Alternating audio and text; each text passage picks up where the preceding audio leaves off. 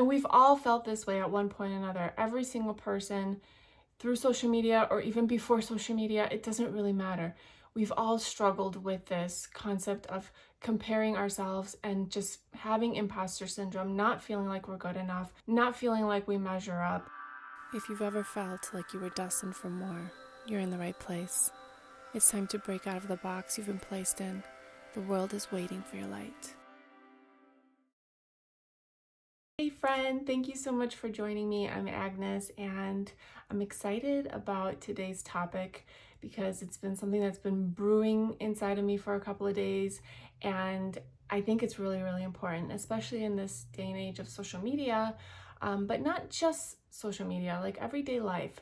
The topic is comparing yourself to other people, and when this jealousy or envy comes up, and what to do about it and how to get rid of it and how to start living from your personal power and stop comparing yourself to every single thing that you see out there that just looks incredible. When you're comparing yourself to someone else, you are completely deceiving yourself and lying to yourself, because what you're doing is you're comparing the worst parts that you know about yourself to the best parts that you think about somebody else.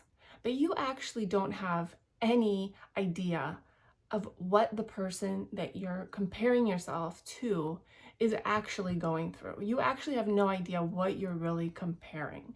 You're just creating these imaginary scenarios in your mind, and you're making yourself feel less than.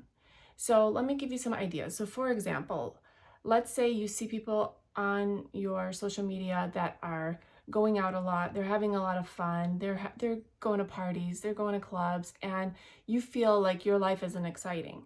And so you see that, and it causes you to compare yourself and feel a little bit less than, because your life is so boring and their life is so fun. But you actually have no idea what that really means for that person. They might be out there and it looks like they're having fun and it looks like it's this great life, but they might actually be struggling with alcohol. They might actually be struggling with loneliness, and doing those types of things all the time is just a way of compensating for that and trying to find excitement in their own life, and they're not finding it. Okay, and I'm not saying, with these examples, I'm not saying that this is obviously every single person that's ever posted a picture in a nightclub is that is that person. I'm just saying that you don't know. You have no idea what's going on in the minds of those people, and yet you're comparing yourself because you think that their life is so much better than yours. Another example is people that have successful businesses, people that have maybe a big appearance online and they look like they're doing so well for themselves, and maybe they are doing so well for themselves. When I first started my business, I followed Ray Higdon. He was one of my early mentors, and I really envied him a lot because he was doing so much more than I ever felt like I could do. He was blogging every single day, videos every day, putting out content, putting out emails, putting out events, putting out all these things that I constantly felt like I could never do and I could never live up to. And I compared myself, and it made me feel like less of a leader, less of a business person, that I didn't stand a chance to succeed. And it took me a really, really long time to find my own pace, that I wasn't trying to do it the way that he did it, that I wasn't trying to wake up at 5 a.m., get a workout in, hustle, hustle, hustle, grind, grind, grind, reach out to hundreds of people. That wasn't my way. It didn't feel right. It didn't feel aligned for me, but yet I was trying to do it that way because I was watching what he was doing. And then I listened to one of his talks, and he talked about this feeling of being not good enough. This feeling of, when he was young, he experienced abuse by his stepmother, and he always felt, since then, felt that he had to prove himself. So he became like this overachiever, and he became, his entire life and business became this hustle and grind, because it never felt like enough. Like, he was always trying to prove his enoughness. And so he was able, because of this sort of work ethic, he was able to build a massive empire, but he didn't feel the thing that I thought you should feel at that level of success, right? Because for him, pushing and grinding, what to me looked like success, to him was actually something that he was struggling with in his mind and trying to prove himself and never feeling good enough. Another example is, people that have really great clothes and they're fashionable and they have all of these things that you want, and you look at them and you think like, I want this stuff and I can't afford it, or whatever the case may be. But you don't know, they might actually have a shopping addiction. They might actually be trying to fill a void by shopping. That's why they always have all of this stuff, because they're constantly shopping, but they're trying to fill this void that is hard for them to fill. So again, when you're comparing to what you see on the outside, you have no idea what's going on the inside. The skinny body, right? We see the skinny body on everywhere, not just social media, magazines, TV, whatever. The perfect toned body, and we want that. And again, easy to compare yourself because you don't have it. But and you've heard of this. I mean, it's all about the angles. It's all about the lighting. It's all about the picture. I have pictures where I've literally adjusted myself 2 inches over, and it's like the difference is night and day, right? And how the figure looks, and whether you look wider or narrower. A lot of people that you see online, they don't actually look like that all the time. Like, I don't look like this all the time. I have my makeup done. I have lighting on me. So I look better right now, but I have videos up on Instagram of me, looking terrible. And when I wake up in the morning, I obviously don't look anything like this. But when you just see a picture, you kind of assume that that's what they look like, and it might not necessarily be what they look like at all. And even if it is what they look like, Chalene Johnson talked about this, another mentor of mine. She talked about this when she was a fitness coach for Beachbody for many years, and she has many fitness videos out there. Like, she was very, very popular at one time, and she created all these fitness videos, and she shared her story that at the time that she was at her most fit, when she was the most skinny and the most muscular, and she got the most compliments, and everybody was telling her that she looked amazing, that was the period of time that she actually felt the worst in her life, because she was starving herself. She was going crazy with the workouts. She was completely messed up her hormones. Her hair was falling out. She wasn't sleeping, like all of these things. And she said that she literally felt like she was dying on the inside, but on the outside, everybody was complimenting her and telling her how amazing she looks. So again, when you see the body, you have no idea what you're actually comparing to. I'm tall. I've always been really tall. When I was in the 8th grade, or maybe even 7th grade, I was 5'10" and a half, almost 5'11", and I've been that height my whole life. And people always tell me that they wish they could be tall like me. And I hated being tall. I despised being tall for most of my life, because it made me feel like I stood out. It made me feel like I couldn't fit in or blend in with my friends the way I wanted to. I kind of felt like a sore thumb. I kind of felt like I didn't have good control of my body, of my limbs, so I was kind of clunky and kind of sloppy in the way that I would walk and do things. I was never good at sports because I wasn't coordinated that way. I was taller than all the boys. On top of that, I never could find clothes that would fit me properly. And I think now there's more of a market for clothes for tall people, but back then there was no online shopping and there weren't a lot of options. So I always felt like my clothes didn't fit right. I didn't look right. I didn't feel confident. And I spent so many years feeling that way until I finally learned to lean in on my acceptance of who I am and how God made me. And I've been more confident now that I'm older, but I spent many years feeling not good about it. So when people tell me that I wish I was tall like you, no, you don't. You don't wish I was tall like me. You wish that you felt the way you think being tall is going to make you feel.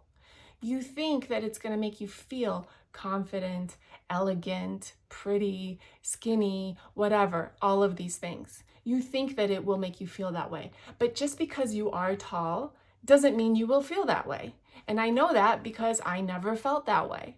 So the thing that you think that you want, whether it's the fun, whether it's the clothes, the wardrobe, the travel, whether you think it's the successful business, whether you think it's the body, whatever it is that you think that you want, you don't want it because of the reasons that you think you want it. And when you see it on someone else, you want it because you think it's going to make you feel a certain way. You think it's going to make you feel better than you feel right now.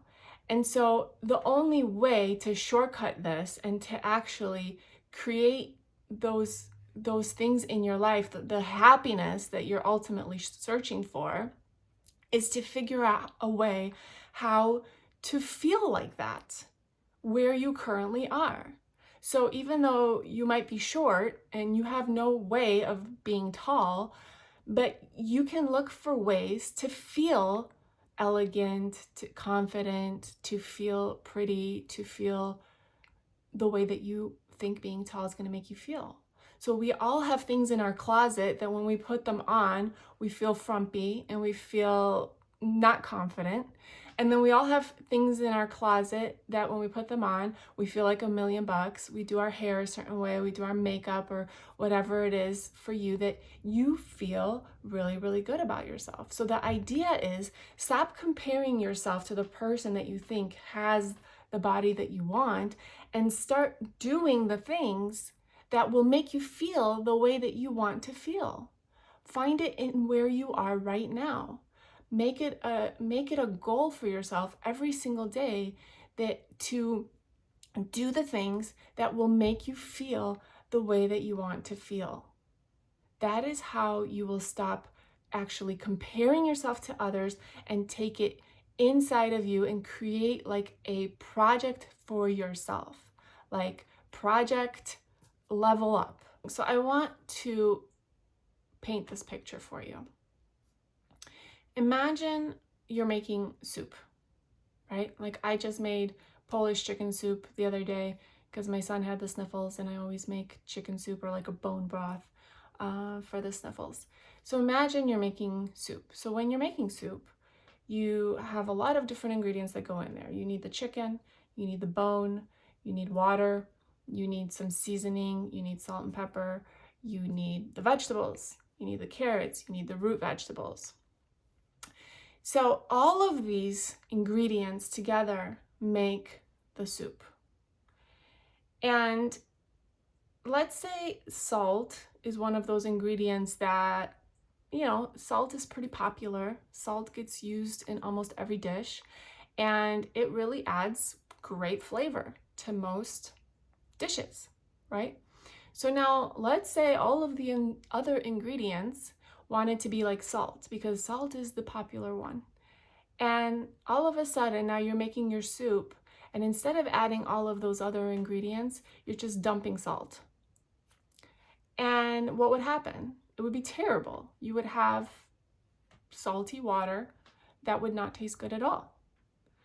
And this is how, if you can imagine, this soup is basically the world, is that every single ingredient, every single spice, every single piece is needed, is important to the whole. And so if you're constantly trying to be the salt, you actually end up ruining the soup because too much salt is not good. Be yourself. Be your authentic self. Look for ways in your life that will cultivate those feelings and emotions that you desire to have, but look for it within yourself. Don't look to what everyone else is doing.